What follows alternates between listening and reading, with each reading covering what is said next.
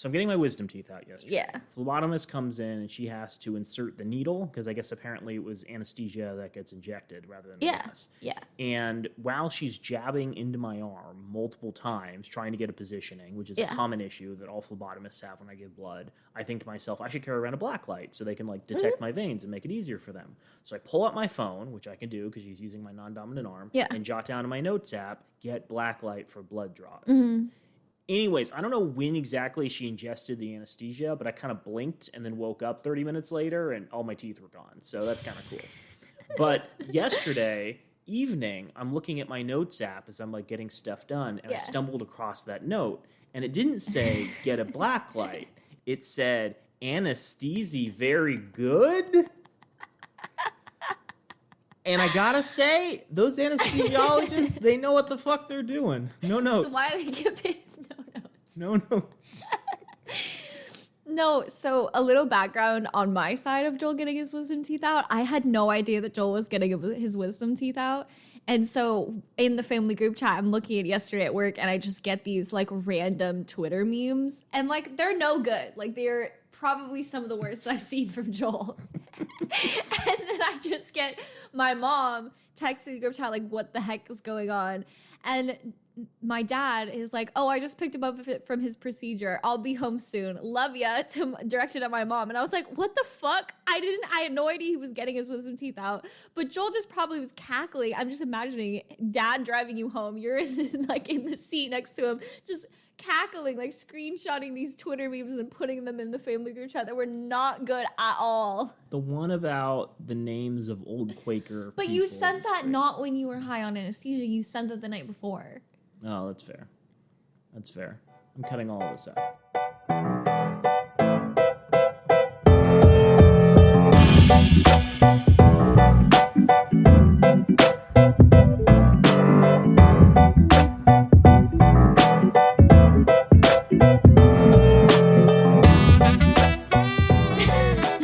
Do the intro. Hello and welcome back to Why We Don't Date These Guys. I'm Naomi Guy. I'm the less loud sibling. Oh, shut up. Joel Guy.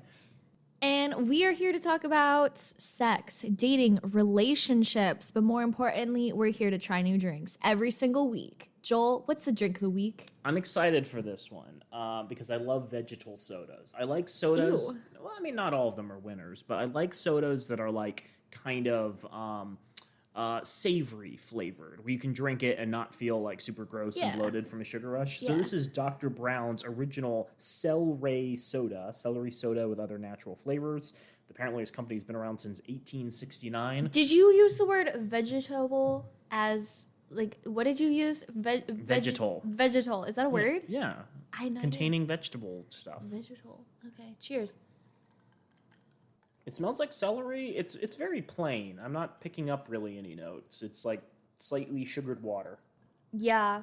I can't tell if it's because of the ice. I don't know. It's not offensively celery based. It's You can never very smell subtle. it. Maybe Yeah. that's like the whole point, is like the scent is supposed to be like the main flavor. And if I want that, I just get celery oil or whatever botanical extracts I can get. Naomi, let us talk about something that's near and dear to my heart. And Which by that, is? I mean something that's been living rent-free in my brain for the last, like, month. Oh my God, it's been more than a month. It's been like 2. It's been so long. Yeah. Naomi, I recently stumbled across the existence of a new book that is going to occupy our time for, like, the next year and a half. I'm not excited. It is a very short book, but there's so much fundamentally wrong with it, we're probably going to have to do a multi-part episode. I'm not very excited. Oh, brother. But this book, which Yeah. has received very little fanfare in the actual media, is called Why Women Deserve Less. And I gotta ask, have you heard anything about this besides the excited bull things I've relayed to you? No, it's mainly just been from you. I kind of like have tailored my social media to not pick up on things like Andrew Tate and people like him. So thankfully I've not heard about this. I just feel like the more episodes that we do surrounding this topic, the more depressed I will become. So I'm not excited about that. Fair enough. Naomi, we've talked about some very popular books, like those by Steve Harvey and Dr. Phil and Men Are From Mars, Women Are From Venus. And we haven't discussed one that hasn't received like the same level of success in, New York Times bestseller list. But the thing is, this has received a huge amount of success in like far right pickup artist influencer communities. And in certain parts of the internet, it is insanely popular. Okay. And this book, whether or not it's received fanfare in the mainstream media, has received a lot of fanfare where it counts, and that is Amazon. A lot of people have purchased this book, and a lot of people have left glowing reviews talking about how it's changed their life.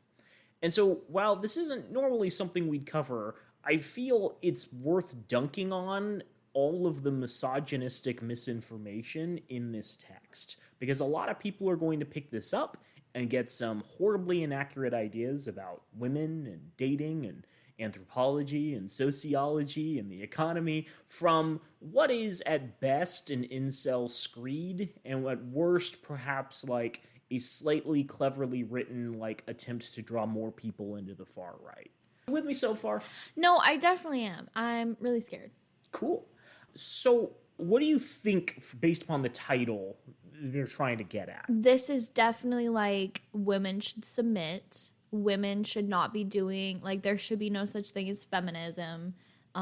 It's giving very much that. It's giving very much like the epitome of Andrew Tate and his whole philosophy, which is like, oh, I totally believe in women's rights, and then like turn around and be like, no, I actually traffic women for fun, and like I have like 27 Excuse girlfriends. me, fun and profit. Oh, you're right. But it's also giving the other side, which is I openly don't think that women deserve to be equal, because obviously the title of the book. So I'm interested, I'm intrigued, but I'm also like putting up a ginormous like bubble around myself and hoping that like I don't have emotional issues after this.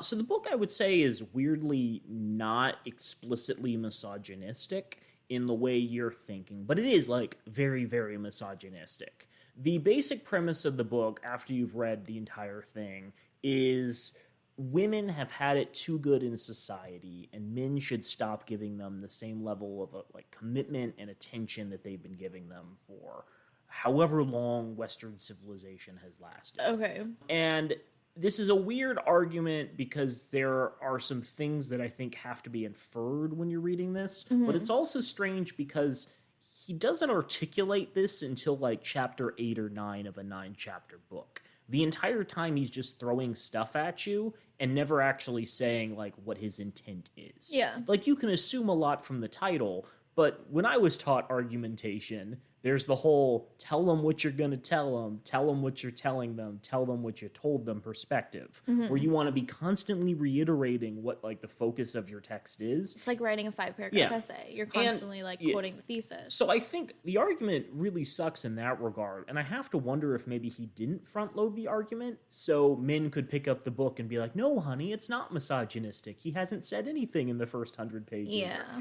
Well, I guess it's 93 pages. He hasn't said anything in the first 10 pages about women sucking. And so maybe it's like an attempt to not front load it with bad information and instead attempt to seduce people, lure them in over time. Okay. But let's talk about the background of the book before we get into the actual arguments, because there's some very, very interesting stuff to do. Okay. This book was allegedly written by a gentleman named Myron Gaines. Myron Gaines' real name is Amro Foodle. He is best known as the host of the Fresh and Fit podcast, which is, again, occupying the weird kind of manosphere, pickup artist, working out side of, like, the TikTok, Twitter, Instagram communities. However, he has yet to share publicly why he chose his stage name. That's interesting because Myron Gaines is, like, a very weird name. Like, if you're going to choose your name, you'd be, like, Seymour Gaines or Davin Gaines. Like, this is, like, a nerd name. Myron. He had, like glasses and, like, a pocket protector and, like... It's very, like, old-fashioned. I'm thinking of all the nerds from The Simpsons, right? All those, like, stereotypes. 1980s nerds. Yeah.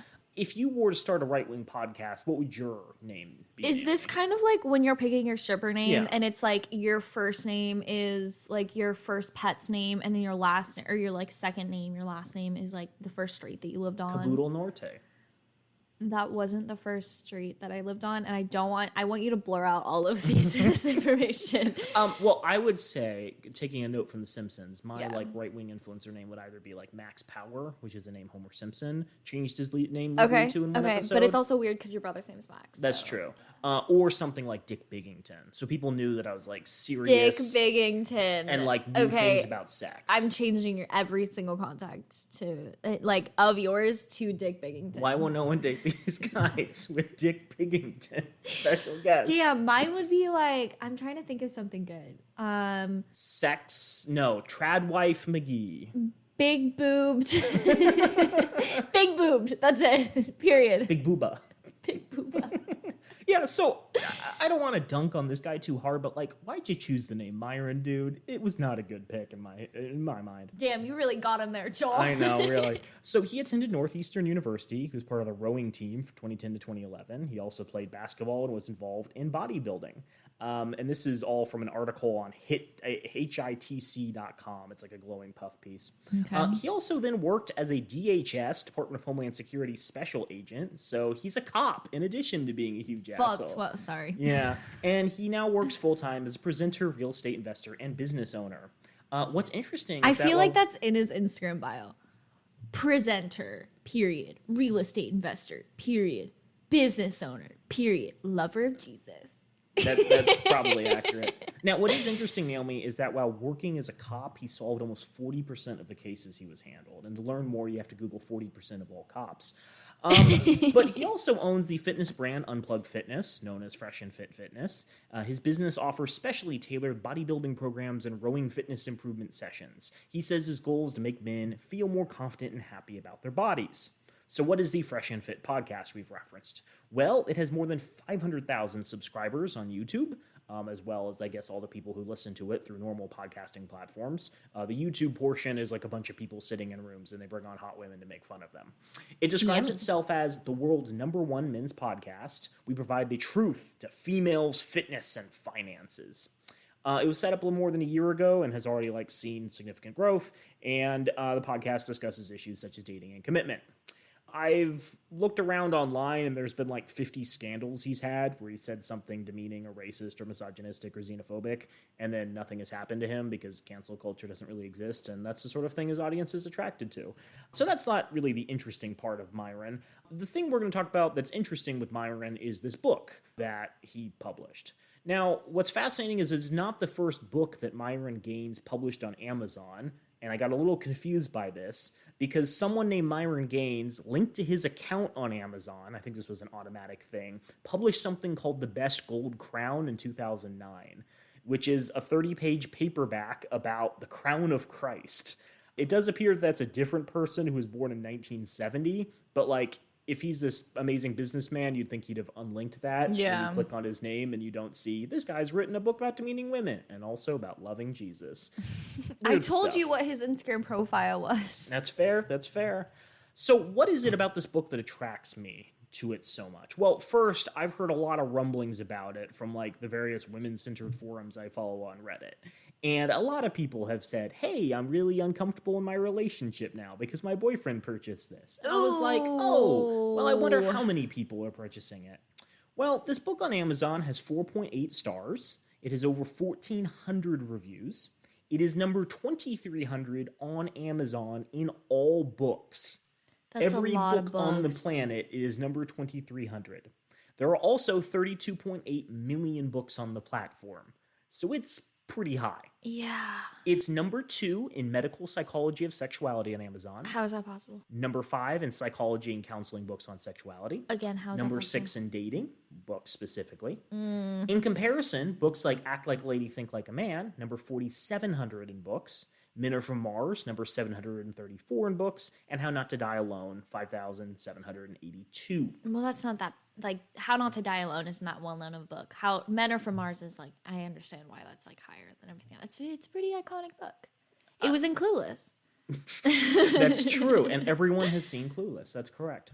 Now, this book, Naomi, is 86 pages. I think I said 93 earlier. That might be if you include, the forward table of and contents the, and other stuff. You pay $17.96 for a new copy, or about Please 20 tell cents me a you page. did not buy this online. I did not. Okay, I did good. not. Compare this to, say, Men Are From Mars, Women Are From Venus, which you can get a brand new paperback of for 3 cents a page. Ooh. So 20 cents a page, Yeah. or 3 cents. Or Act Like a Lady, Think Like a Man, which is only 5 cents a page. But this is really, really good advice you can't find anywhere else, Naomi, so it's worth the premium cost. Also, no reputable publisher wanted anything to do with him, so he had to self-publish it. Yep. But even worse than the fact that you're getting less book per book, because there's like just so little content in this, the formatting has some of the widest margins and biggest text I've ever seen. God, It's I like wish he went into Microsoft Word and was like, widest margins possible, so he could like shorten the amount of pages he had to write for like an essay. I know you can't I know we can't put like an example of a page onto like our Instagram, but can you type up an example and I'll screenshot and I'll like put it on our Instagram, just like give a little perspective? Maybe. The big takeaway is not only are you getting less pages per book, you're also getting less words per page. And I did a quick check. So I think personally the reason it has super wide margins and big text is because its target audience can't read books with more than 3 to 5 sentences on each page. But I checked a couple of pages and he puts 200 to 250 words on each. A single page of my outline for this podcast is 300 to 350 words. A single page of every book I could find on my shelf is 300 to 350. So he's giving you, 2/3 of the content per page as well. Hot. Also, he shoves in a lot of unedited citations and diagrams and quotes from other authors, and a whole page at the end is just the words "the end," which I found very funny, like it was a fairy tale. Yeah. Like, now that I've told you about the princess who deserves less, happily ever after they lived. But yeah, like he's just ripping off his audience, and unfortunately they're paying for it, which says a lot about the intellectual contributions of the manosphere community and the people who hold them accountable. But listen, this is important.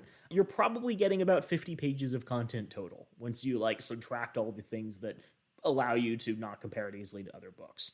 His arguments are also so poorly edited and overstated that if I wanted, I could probably condense it down to a nice 5-page zine. Like arguments of a straight, heterosexual, right-wing asshole. I'm not saying this is a grift and that the primary audience for this is paying full price for a book that'll take them from an hour to an hour and a half to read and leave them with takeaways they probably already got from this podcast, but there's certainly a there.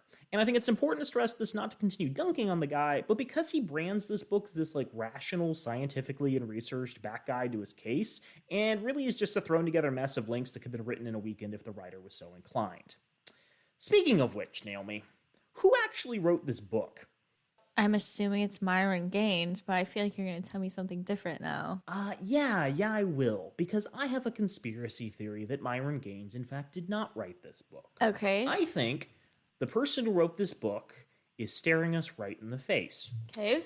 On the title of the book is the words, "Why Women Deserve Less," followed by Myron Gaines. But beneath that is written, edited by Aaron Clary. Now, I wouldn't normally have picked up on this because plenty of people use editors. I don't think there's anything wrong with editors. But editors rarely make the cover. Yeah. Right? Like, you never see a book where it's like, ghost written by Tim. Yeah. Tim's a good ghostwriter. Follow up with Tim. In fact, rarely they even put the name of the ghostwriter in the book itself. The whole point of a ghostwriter is that they write the book for you and you take credit.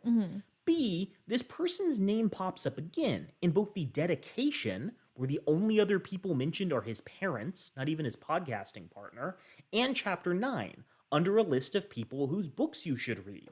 And actually, he's the first person on the list of that. Also, C, the formatting of this book is garbage. There are a number of typos and poorly constructed sentences everywhere. Literally, the first section of the book is acknowledgments, and the title of that section is misspelled. Literally, the first thing you edit in chronological order, and it's wrong. So why would Aaron Clary have signed off on this trashy edit job? Well, because he was the one who wrote it and didn't see anything wrong with it. So let's talk about Aaron Clary and how he's described in the book. Per his words, Aaron is, and this is within the text, a resident finance and economics expert in the Red Pill community. Most of his books center around personal financial management, specifically ensuring you invest in yourself and not uninterested women. Pause. Can you explain to the audience what the Red Pill community is? Fair point. Red Pill community is like the name for like right-wing pickup artists. They're like taking after the Matrix, where they say, you know, if you take the red pill, similar to the thing that's offered in the Matrix, you'll escape from like the constraints of reality and understand the true nature of the world. And so it's meant to be the ideal option within like the text of the Matrix, right? It's better to know truth than, you know, accept, you know, the lies that are presented to you, which is very funny because like also the Matrix is about anarchism and like escaping the system and like respecting women, and also was written by 2 trans women, but they always forget that part. But yeah, red pill is just shorthand for you have understood the fundamental truths of the universe, which are usually involving, you know, women or shit. Yeah. Yeah. So Erin's books are personal financial management, specifically ensuring you invest in yourself and not uninterested women. Okay. Similar to what this book's kind of about. His books include The Book of Numbers, analyzing the ROI on the pursuit of women, the best and only cost-benefit analysis conducted on women. It puts a literal financial price tag on what you pay to pursue women, and in painful truth detail calculates your chances of success. Oh, God.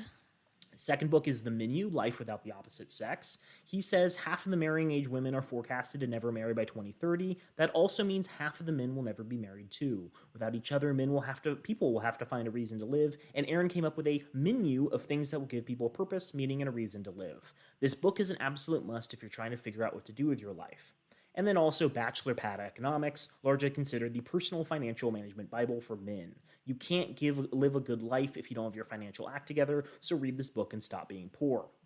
The book also says you should email any serious typos or mistakes to Erin at assholeconsulting.com. Ha ha ha ha ha. You're so funny. It's a pretty good title, yeah. You know, I want to hire an asshole, so I'll go to assholeconsulting.com and see if he works on an hourly basis. I should work there. Yeah. What if we hop, skip, and jump over there, Naomi?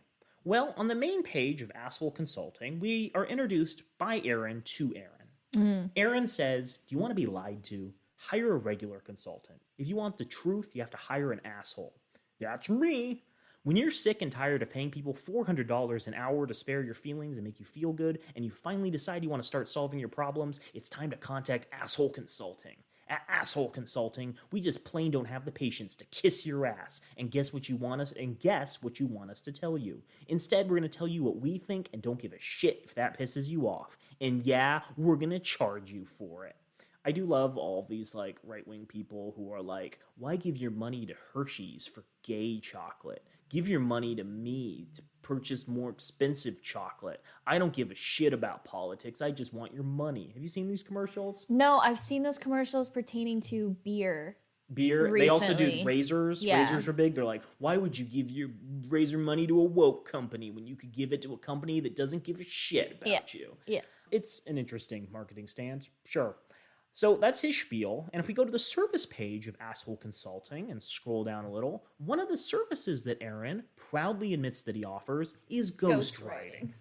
Though not advice, I do ghostwrite books for people. Just admit it, you're not going to write that book. You're just going to contemplate it for the next 20 years. You might as well pay me to do it up front for you. I charge an egregious fee depending on the length, scope, and detail. Hey, I need 86 pages. Can you double space it and make really wide margins? Okay, that'll be half. Yeah. 10 grand.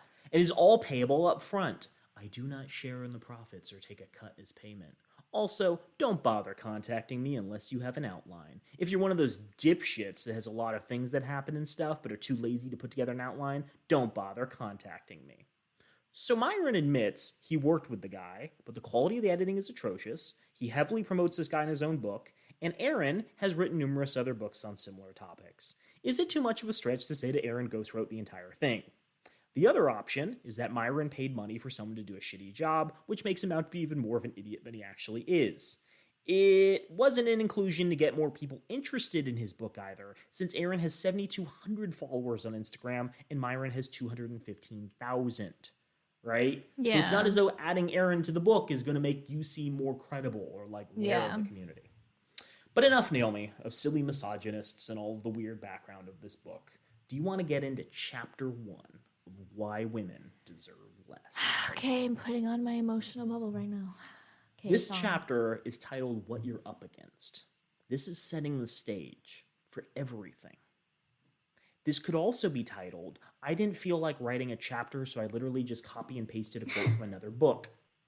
This excerpt was taken from the book Game, How to Meet, Attract, and Date Attractive Women by Ruth Valazadez, released in 2018. This perfectly sums up what men are currently experiencing in the modern dating market. And then he just prints a quote from that book, and that's the end of the chapter. That's the whole chapter? That's the whole chapter. Did he at least quote it? He literally just quoted it. No, what I'm saying is, like, did he at least quote it in the sense that he was like, oh, this was taken from this? Yeah. No. So the first line is, here's a quote. Yeah. Here's where it came from. Then there's the quote. That's the chapter. Naomi, this is the type of high-quality content you're going to find in this book. Oh, my God. But let's dig into what the quote actually is. Roosh says, beautiful girls in big cities are now directly or indirectly offered sex more than 1,000 times a month from men on the internet, at bars, on the streets, and within their social circles. Damn, I am behind. Yeah, why aren't you going to bars, streets, and social circles? Yeah, for real. If a girl has a basic internet profile, spends time on social networking, and goes out twice a week, I guarantee she's offered more cock than even the most famous women. Why'd you say it like that? Of course, women are not interested in 99% of the men who offer her sex. But try to imagine, I'm sorry, of course, I just noticed this. Women is plural of the men who offer her sex, that's singular. So there's not basic pronoun agreement, wrong tenses. Them sex? Oh my God, this is going to bother. I haven't even read these quotes out loud. This is going to... Okay. Of course, women are not interested in 99% of the men who offer them sex, but try to imagine the effect on your psychology. Wait, so he's doing third person, and now he's in... Just read the quote, how it is. But imagine the effect on your psychology if 1,000 women a month were trying to have sex with you. What kind of person would that make you? I could tell you what I would be like if I were getting over 1,000 sex offers every month. Can you imagine those coming in the mail, like bad, like flyers? You know, it's like, oh, Fry's grocery ad. Ooh, coupon for haircuts. Sex offer, sex offer, sex offer.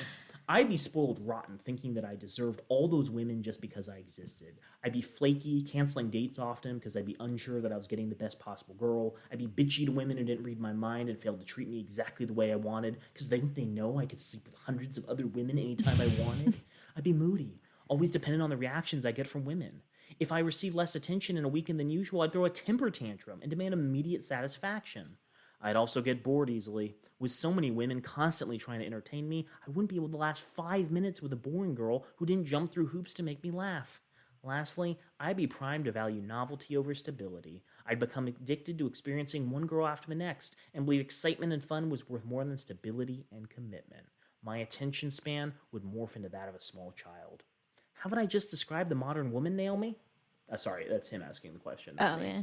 And while a large part of who we are is shaped by genetics, environment plays a huge role. When your environment is getting nonstop attention from thousands of people trying to have sex with you, your personality and even your humanity will become degraded, making it hard for you to connect meaningfully with anyone. Trying to find lasting love, comfort, and stability with a modern woman is like trying to have a deep conversation with a cat that just wants to chase after a red laser dot darting around on the floor. I'm sure you've had the experience of losing a girl's attention at a bar or nightclub and watching her get approached by another man not even 10 minutes later. Even girls in small towns are getting hit on a lot. I met girls from backwater European villages who can describe to me all the local beta orbiters who are trying to sleep with them, the Spanish or British tourists who have approached them in the mall, and men on the internet who are outright offering them gifts and free travel just for the chance of landing a date. Girls have become so used to having multiple choices of men that they just believe things have always been like this. They are unaware that just a few generations ago, they would have been lucky to have just 2 good men a year knocking on their door. Naomi, have you had 2 good men this year knock on your door? No. Damn. Most of this choice is a result of technology, which allows women to access and meet more men in one day for sex than they could have in an earlier lifetime. Since technology is continuing to advance rapidly, I don't predict a return to the old ways. If anything, it will soon be impossible for men who don't use some sort of gaming strategy to even get a date. That's it. That's the whole chapter. Naomi, initial thoughts? I don't understand why you would quote that quote, because that really sucked. That was a sucky quote. That's a fair point. Second thought is, I don't know why I keep coming back to this, but you know when you're learning to write its 5-paragraph essay, and they say that you have to like put the quote in and then like 2 or 3 times the amount of the quote that you have to explain the quote. is directly going against it. You would have to write like the entire rest of the book would have to be explained because this 86-page book would just have to be entirely explained just this quote. Well, Naomi, this is a man from a right-wing manosphere talking. And where did you learn that? The liberal arts school. You're right. You're not a so conservative right. arts school. You're right. A You're right. You're liberal right. You're arts right. school. Yeah, because if I went to a private Christian school, I would not learn how to write a 5-paragraph essay. You're right. That's true. Well, you would, but it'd be like your thesis statement always has to be that God is good. Yeah, like, you're right. No matter the text. Is You're it the so Bible? right. God is good. Is it like Thomas Aquinas? God is good. Is it Friedrich Nietzsche? God exists and he's really good. Yeah. So a couple of things about this. Yeah. The first is, so this is from Rush's book called The Game, which is about reporters dive into like the pickup artist community. And Rush became a bit of like a celebrity after this and started writing more books about how to pick up women and became like kind of popular in those circles. We're not going to discuss that book on this podcast. The podcast, If Books Could Kill, already did an episode about how stupid it was. So if you're interested, you can go listen to that. I thought it was really good. Again, If Books Could Kill did an episode on it. One thing that's very funny about that book is it's this guy describing like the pickup artist community and then like several techniques people use in order to pick up women. And even within the text of the book, he mentions near the end that like he was going around Los Angeles a couple years after being in this community and men everywhere were trying out these strategies. So the book was already like, yeah, women are well aware that like this is going on and you can't use these strategies because they're outdated because so many people are using them that it doesn't mean anything. It's not like new or unique or original. Second, Aaron or Myron or Rush or whoever you want to attribute this to is trying to hide his misogyny, but like it still bleeds through. He both pretends he's working from objectivity, like, oh, it isn't women's biology, it's their environment. Anyone would be susceptible to this. But he then compares the modern woman to a stupid cat who just wants to chase a laser pointer and small children, right? Like, there's this attempt to be neutral. So again, you're not immediately running for the hills when like your boyfriend opens up this book, but it's certainly there. Third, for someone who pretends he's working from a basis of facts and reason, he just makes up this 1,000 times a month stat. But for the sake of argument, let's follow his logic. Women are approached 1,000 times a month for sex by men. He says this would make him super arrogant. But let's imagine situations in the real world where people are constantly approached for stuff. Homeless, for instance, on the streets, looking for change. People knocking on your door, selling you stuff. People trying to get you to sign petitions. Email campaigns telling you to donate to candidates. Most people don't think all this attention is good. They tend to just ignore it entirely and think less of the people asking them. When people want things of you, it's a burden. Women don't go out with signs on their chest saying, hit me up. They go out with headphones in their ears so they can pretend they can't hear people hitting on them.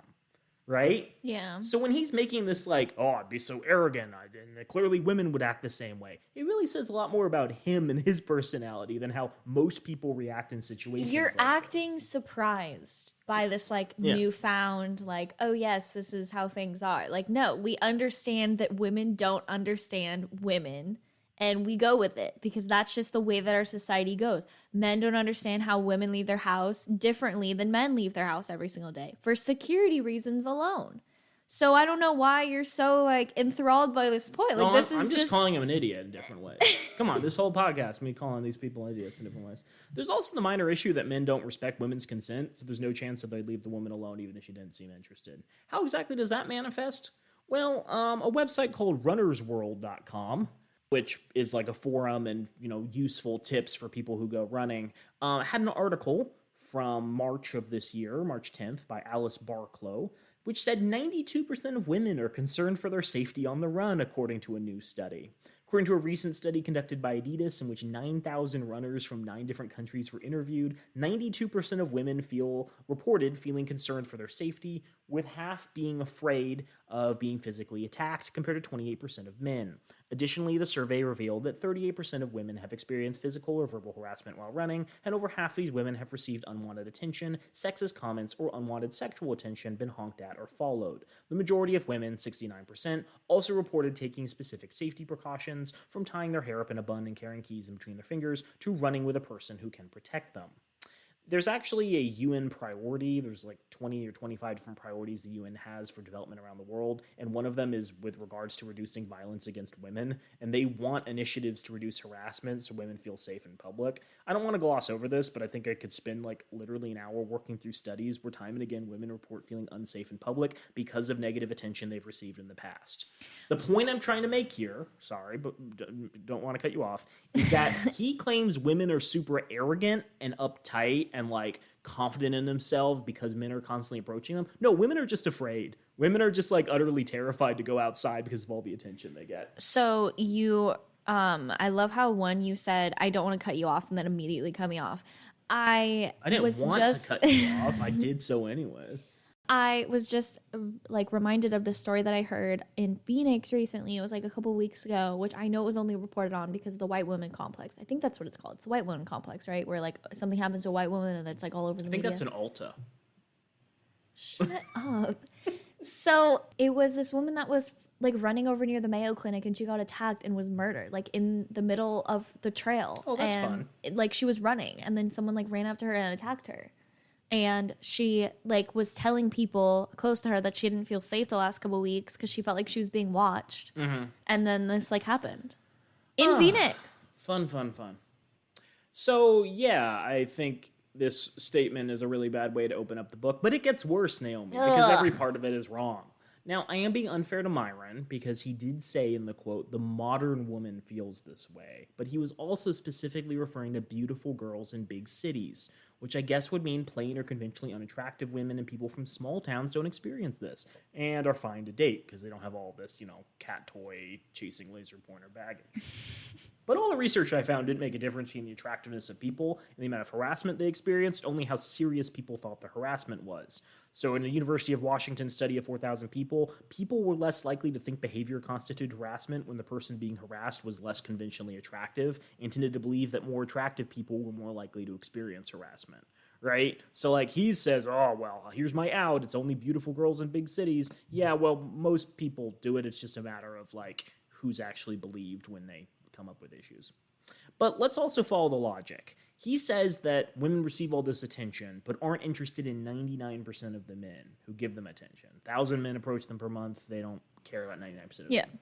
That would mean they're interested in at least 10 men a month, which would be 120 a year, or 3,720 between the ages of 18 and 50. Okay. And I assume most people will be, out getting their yayas out.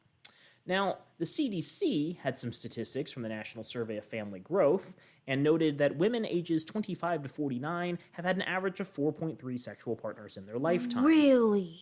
Mm-hmm. Now, in fairness, there's some disagreement. There's a lot of different studies that approach this question in a lot of different ways. Yes. But only 13% of women aged 25 to 49 have had 15 or more sexual partners total. Wow.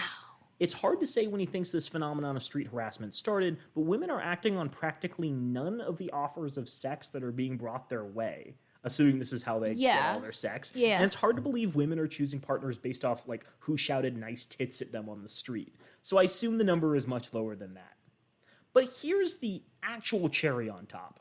The fact that women actually aren't going for the most attractive men on dating apps. This is something I stumbled into and was like, okay, let's dig into that.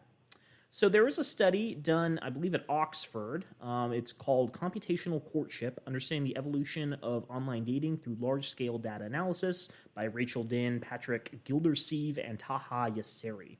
So in 2018, Oxford University's Internet Institute analyzed 150,000 heterosexual online dating profiles and a decade's worth of communication data from dating site eHarmony, and found that average-looking men receive more messages from women.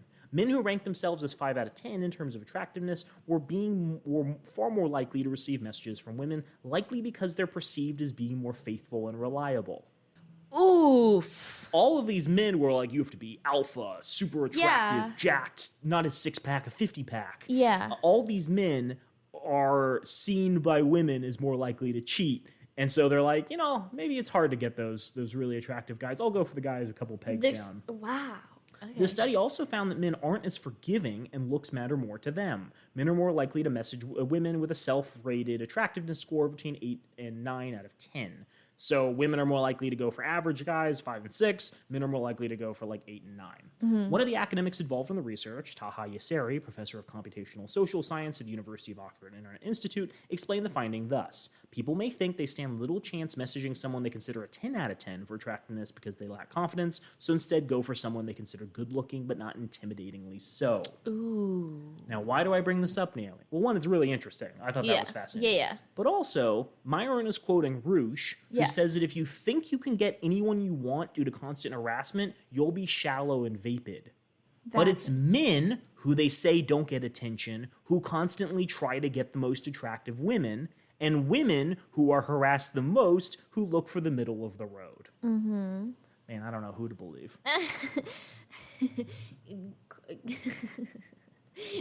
So top level takeaway. Harassment doesn't work, and it doesn't give women the idea they deserve more attractive men. In fact, if he's right and men are constantly harassing women, it would probably make women less likely to trust the average man as they've had so many bad experiences. Surprise, surprise.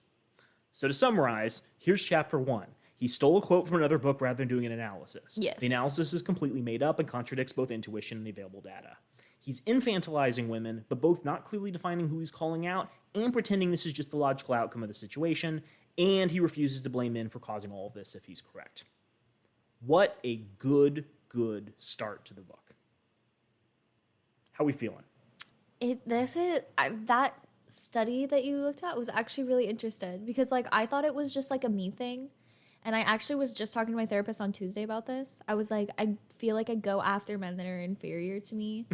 And this is, I'm not saying anything about like, I'm not calling anyone out. I've done this in the past. I've told people I've done this in the past. I'm not ashamed of this. I admitted this to my therapist. I said, like in casual situations, I would go after people that would like, I felt like were inferior to me because that's how I felt the most secure. Like I felt the most secure because I knew that they thought that I was out of their league and they would constantly be like telling me like how great I was and blah, blah, blah. And it would like pump up my confidence. You are great. And then, thank you. And then when I was ready for that serious relationship, when I was ready to like move into that serious situation, then I would go after people that scared me. Interesting. Yeah. Interesting. And she was like, why do you think you did that? And I was like, bitch, I don't know. You tell me. I'm paying you money for this. Good Lord. You want to get to chapter 2? I think we have time to get to chapter 2. Okay, let's do it. Okay, chapter 2, Tom, Dick, and Harry. Or as I like to call it, oh my God, he wrote 6 pages this time. So in this chapter, he gives 3 examples. This is Aaron, Myron, whoever, of the modern man. Mm-hmm. 3 of 6 pages in this chapter are just fan fiction of women being shitty to men. So Tom is 15. He gives 3 examples of men at different age ranges. Okay. Tom is 15. He mustered up his courage to ask a girl out, and she rejected him and put him on blast on every form of social media. Damn. So Tom is like, women suck. I never trust women again. Dick is 25. He works 2 jobs and pays off his student loans like a good little boy. He crushes on a bartender at a bar he frequents, and she invited him over to her house for dinner. But night of, he comes over, and she wouldn't answer the door. She then never talked to him again. But he did see on her Instagram pictures of someone, never pictured, whining and dining her at an expensive steakhouse. Damn. Can you believe women would do that to men? This is a real thing that's happened to every man. Harry, on the other hand, is 73. He lives with his 3rd wife because his previous 2 wives cheated on him and took all of his money. Which is weird because I thought women being evil was a new thing per chapter 1. Like it's a new phenomenon. Yeah. Maybe they've always been like this because of original sin. I don't know. Maybe he just dated 2 18-year-olds when he was 50. Whatever. His current wife is a nag, but he can't leave her because he relies on her for financial support. There's no relief for his existence because he fucked up his life already. All he can wait is for the sweet relief of death. Let me pull up the actual text so I can give an example of what I'm talking about. It's very strange. Harry's life has been hell. Harry spent 60 years in constant poverty, stress, and emotional torture from losing his children. Additionally, his 2 prior wives cheated on him. The only thing that makes it worse is there are no more innings, quarters, or a chance for overtime to salvage his miserable life. As a result, Harry will likely die soon, and pain will be his only existence. Joel, I feel like you're just being Batman. His marriage is sexless. She nags him constantly and refuses to die or divorce him. She depends on him for her care. Harry, in return, is financially reliant on her because his prior 2 wives took his money and children via divorce. Again, weird, like, I need to come up with examples of, like, the modern man. I'll do this, like, weird fan fiction. Anyways, Myron, or Aaron, says these might sound like bad luck, but if you're reading this book, Naomi, you know this is just normal dating in the modern world. Here's what they say. Maybe these tragic stories are not representative of life for the average man, but sadly, this is not the case. What? Maybe they're not representative, but actually they are representative. The reason is that for the first time of 200,000 years of human history, how men and women interact has fundamentally changed. Modern intersexual dynamics have brought a new normal in how men and women treat each other. The recent and very abrupt, so he did date 18-year-olds because this is a recent development. Yeah. Harry, right? Yeah. If you don't figure out now how men and women have fundamentally changed, you face the same risk, if not outright guarantee, you'll fail like the 3 men mentioned above. You'll fail again because you'll be going back in time because you're now 17 and then you're 25 and then you're going to fail in the future when you're 78. Yes. Okay, got it. So there's a couple of things in this paragraph to unpack. First, he Googled how long has modern man existed and came up with 200,000 years from like his first Google. You can do this yourself and you'll find similar stuff. Yeah. Human civilization, Naomi, has only really existed for 6,000 years and has come in a variety of forms, but I guess everyone from our caveman ancestors to present has done things exactly the same way. This is like laziness to the nth degree, and it undermines a lot of his argument. Second, a lot can happen in 200,000 years, Naomi. We couldn't drink milk for much of human history, and experts estimate it took us 20,000 years of drinking it to develop a gene necessary to consume it in adulthood, which means 200,000 years of horrible poops. You're talking about cow milk, right? Yeah. Okay. God bless our ancestors. That's why we can eat unexpectedly sharp cheddar from Trader Joe's. Yes. What good people our ancestors were. My point is, it seems a little crazy to say, completely unwarranted, of course, that we have 200,000 years of genetic history supporting dating and relationship culture when we could have developed dozens of adaptations to basic elements of life, like surviving plagues, drinking milk, and getting taller with better nutrition, which would probably have impacted what we found attractive and how we approach things like courtship, right? Sure. But again, the point I'm trying to make there is he's saying that for 200,000 years we've done things exactly the same when there have been like all these developments to make humanity different during that period of time. Yeah. Like you can't say that everything's been constant when all of these changes have altered how we conduct ourselves in everyday life. Mm-hmm. Third, Naomi, can you think of any changes in dating patterns that have happened in, say, the last 600 years? Not 200,000, the last 600 years. Say anything from books like A Curious History of Dating or From the Front Porch to the Back Seat. Well, we talked a lot about like how the like role of women in dating has changed a lot and how like the courtship process has changed and how like casual sex has changed. Like it was not casual until very recently. Like sex was always like a really intimate thing, and it was like it's still stigmatized, but you know what I mean? Sure. Those are just the main points. So what you're saying is dating has not remained exactly the same up until the modern era. No, Joel, you still take me out to the balls every weekend, and I get dressed up, balls, and yeah, and I'm looking for a husband, a chaperone. Now. Yeah, and a promise ring. Yeah, and you have my dowry all set up. Like I'm gonna be traded for. I have been embezzling from your dowry. I apologize. That sucks. Yeah. Well. Better luck next time. Yeah, so these are basic things like movement from marriages for resources in the past to marriages for affection, movement from chaperoned controlled meetings to unchaperoned dates, movement of women to workers and members of society outside of their homes, and movement of women to a highly educated class, more so than men, but I assume he thinks that's probably a bad trend. Like, these are geologically recent things, which would fit his criteria if he's going with 200,000 years, but I don't think he would say, like, he harkens back to the good old days of dating in 2000 BC. Like, he's really referencing the 1950s or his idea of what the 1950s was.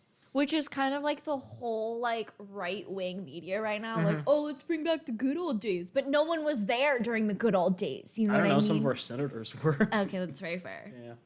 This is kind of related, and I wanted to sneak it in because I thought it was interesting. Speaking of development of species, humans are unique among primates insofar as women have large breasts that appear the same size despite the time of year when they're ready to mate. Yes. That's an evolutionary adaptation that might have first originated in Homo ergaster, a Homo sapien predecessor who lived between 1.7 and 1.4 million years ago. So in only 300,000 years, humans can develop entirely new bodily features and adaptations. It's not crazy to say stuff couldn't pop up in 200,000 too. In another 200,000 years, we have extra hands to hold all the dating apps we use to get compliments on. But yeah, he has no idea how long human civilization has been around. 200,000 years is just completely ridiculous. So back to his text. Men are taught to take women at their word, to be nice and always be a gentleman. Men are taught to do the right thing, while women are taught do the right thing for you. Furthermore, men's interest in women is so intense that their real-life happiness is usually dependent on it, making this the ultimate issue facing all men today. What do we think? I don't have words. You don't have words. Like, I don't think that we're taught to do the right thing for, like, women are not taught to do the right thing for you. Like, we have to pack that. A lot of women have to unpack that in therapy unless we're like brought up like a specific way. So we're always taught that you're a servant to others. Like the main word that describes a woman is servant. Like we are not taught to do what is best for us. That's why there are such thing as abusive relationships. And the vast majority of the abusive relationships are between and where the man is the abuser. And so I'm not discrediting that women can be abusers too. I want to preface that. But the vast majority of physically abusive relationships are when the man is being abusive. Well, it's the whole question, like, who does the dishes at Thanksgiving? Yeah. You know, most people can relate to this idea that the men of their family watch football while the women of the family prep food and, like, make dishes. Right? Like, there's very clear, like, gender distinctions in our society where I think women are socially expected to be the providers, to be the ones who step up, not thinking for themselves. There's a term for it. I'm trying to, like, put my finger on it. It's the passive partner. No, that's not it. It's like the person that thinks about the things that the other person doesn't even have to contemplate on. Yeah, and that's like emotional labor and other stuff. No, but there's like a name for it. But like you remember to like clean out the lint trap when like your partner doesn't like think about it. So he's continuing the argument. Aaron or Myron is continuing this argument. Actually, Roosh's argument, go read Roosh's book, from chapter 1 that women are all shallow and vapid. But I don't think he ever explains where men get these ideas from, and I'd argue that most media depicts very different things. Media and porn tell men it's important to kind of be a lovable asshole bad boy. Mm-hmm. Some people make that lesson more or less explicit, but that seems to be the general trend. The vast majority of porn has the male coercing or forcing the woman into sex. Most of our favorite romantic comedies involve exploitations of power imbalances and deception. The internet went insane for the emotionally repressed Sherlock BBC character in the 2010s or the 50 Shades of Grey dude. The whole concept of nice guying is meant to call out loser men who follow this mentality. So who's teaching men to, like, do the right thing, right? Teachers in preschool ask them to share their toys. Who's teaching women that they should only do things for themselves? Does the concept of emotional labor not exist? As you know, we brought up. Yeah. Fast Company had an article about this from November of 2020 called Secrets of the Most Productive People. It says the imbalance of labor at home is destroying the American economy. Even in pre-pandemic America in 2020, things weren't that great. Before COVID-19 gripped the U.S., women were still performing twice as much unpaid work at home as their male counterparts. 4 hours per day for women compared to 2 hours per day for men. The amount of unpaid work women do at home, by the way, doesn't significantly decrease for those who also work outside the home. The pandemic has only made things worse. As of September, 4 times as many women as men had dropped out of the workforce, which is often a result of bearing the brunt of childcare and help for remote learning for school-age kids. So women do more work around the house, but it would seem like men should be the ones doing more work if they're the ones taught to be nice, right? Yep. There's also a pretty clear gender gap between the jobs men and women pursue. Women do a shit ton of medical and educational work that we know as a society doesn't pay well. In fact, when we talk about the wage gap, most people say it's women's fault for choosing low-paying careers. Careers like childminders and related occupations, medical secretaries, legal secretaries, nursery assistants, and nurses. All of those have a gender ratio of 95% or more women to men. Women are the ones taking these careers that don't pay as much, but serve like this incredibly important societal role. It's really weird that women who are taught to do things just for themselves tend to choose careers where they help people out in high-stress, low-reward environments. It's also interesting that he describes it as man's interest in a woman. Like, what are men interested in women for? Love or lust? What do men actually want in his mind? If they secured sex from a woman, would they stick around or would they leave? Because a lot of women seem to think so. Myron, he knows men are so weak and unloved they would do anything for their uncaring partners. What does he say about that? Well, Harry, and nearly every man over 50, needed the internet. Harry grew up in the old days, where wisdom passed through your experience, family, friends, and inner circle.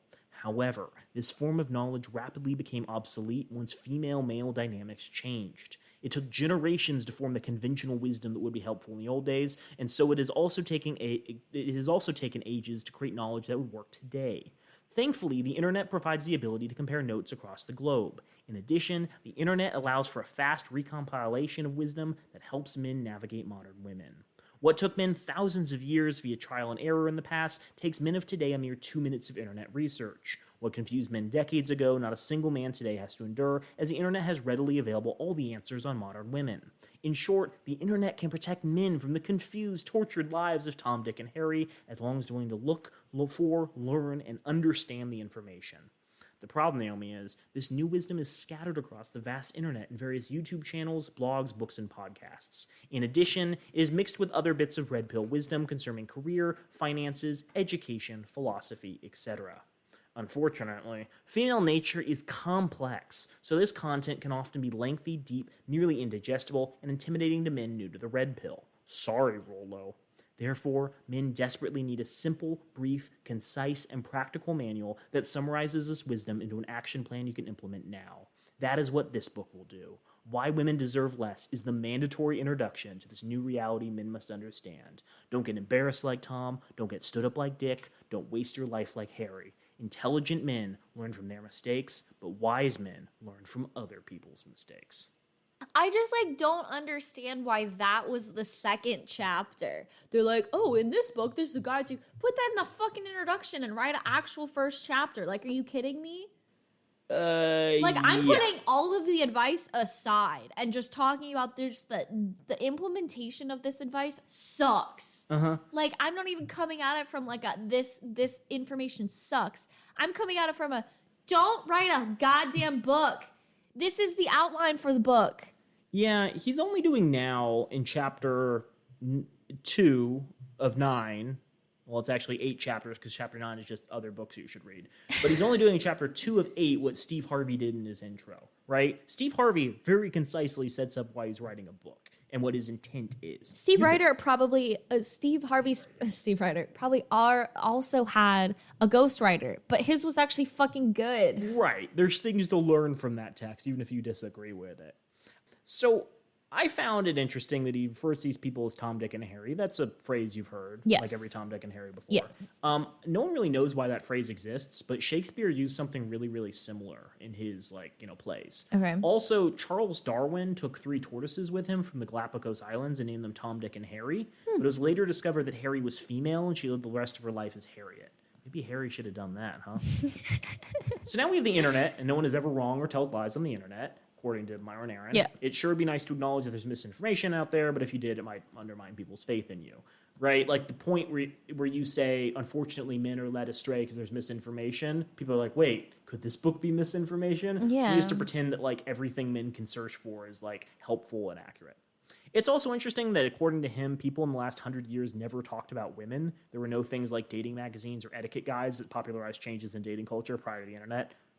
They were incredibly popular. They had readership in the hundreds of thousands to millions. If you want to hear more about that, you can listen to our From the Front Porch to the Backseat episodes. This is also weird because he's decrying the modern world and what internet attention has done to women, but appreciative of the fact that men can get all the info they need on the internet.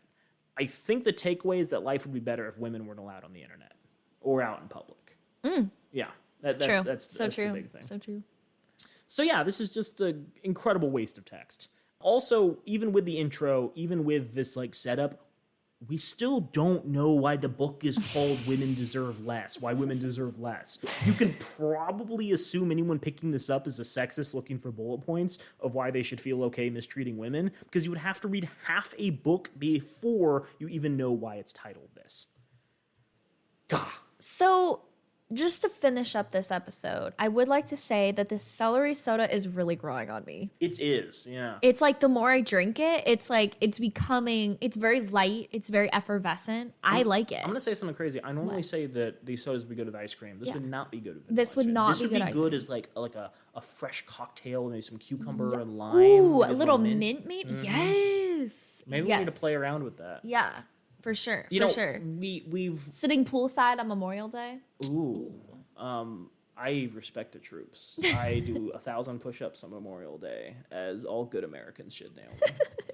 Yeah, so we had this horrible book that makes you feel depressed and angsty about the future of Western civilization, but at least we got some good soda. Yeah, exactly. That's what I was trying to get at. Mm-hmm. Yeah.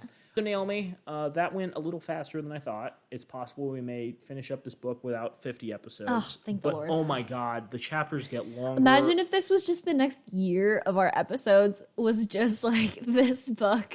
Yeah, so we've talked about how the book was written by someone, probably not him. If it was written by him, We'd be paid surprised. way too much for an editor who didn't do any basic work. Yeah. Chapter 1 is just a quote from another book where he's like, women suck and are like cats. And chapter 2, it's like all men have women stepping on their balls constantly. Yeah. And unless you get a good Some men book, are into that. Do you know what my boss always says? She says, don't yuck someone's yum. Yeah. I'm yucking his book. You know, I had to keep saying that to myself because, like, sometimes I'll be in an event. Like, I was at an event in March or something, and I was at a kink fest, and I just saw one too many GIMP masks, and I was just like, I'm yucking it. I'm yucking it hard. But I had to keep reminding myself. I was like, as a person who considers herself kink friendly, I was like, but then I got to the point where I just saw one too many, and I was like, Excuse me, Naomi. Those people are practicing COVID safety. They are. And for that, I will not yuck their yum. Fair but enough. any other way, I will. Coming up, dear listeners, we got 7 more chapters of this bad boy. Woohoo! It gets worse. It gets better.